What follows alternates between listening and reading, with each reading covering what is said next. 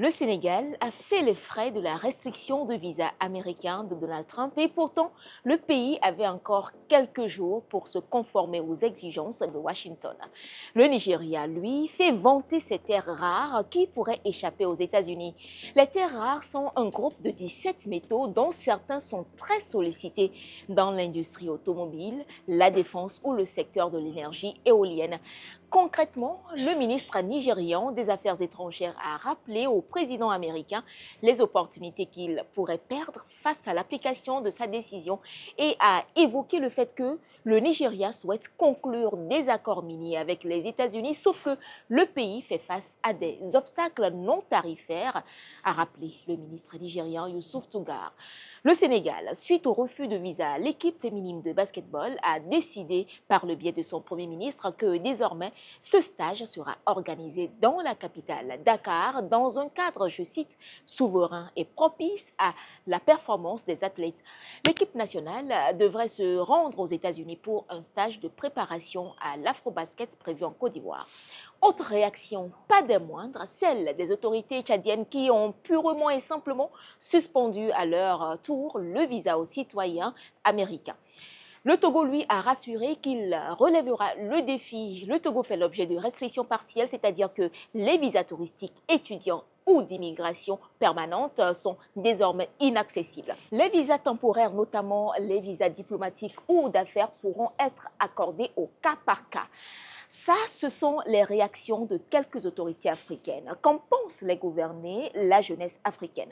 Nous avons parcouru quelques posts relatifs aux exigences de Donald Trump. Parmi les commentaires, plusieurs courants se dessinent. Certains tiennent coûte que coûte au rêve américain car leur bonheur se trouverait là-bas aux États-Unis.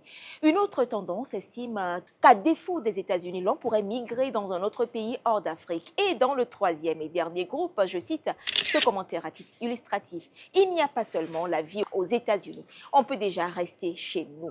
Sous ce post, c'est le commentaire qui a reçu le plus de likes, plus de 2000 réactions.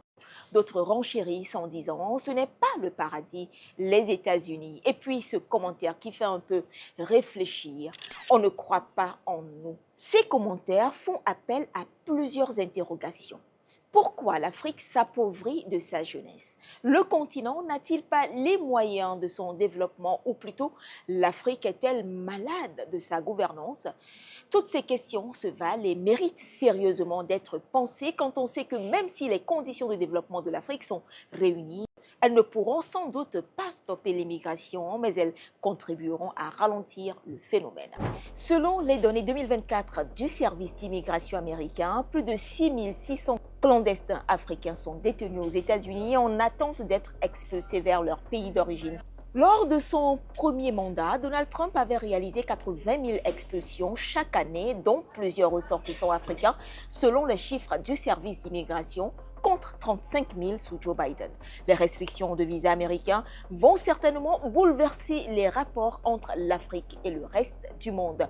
Donald Trump a déjà interdit de visa les citoyens de 7 pays africains, 3 partiellement et 25 pays africains en moins de 60 jours pour se conformer aux exigences de la nouvelle administration américaine. Pour rappel, l'Afrique compte 54 pays.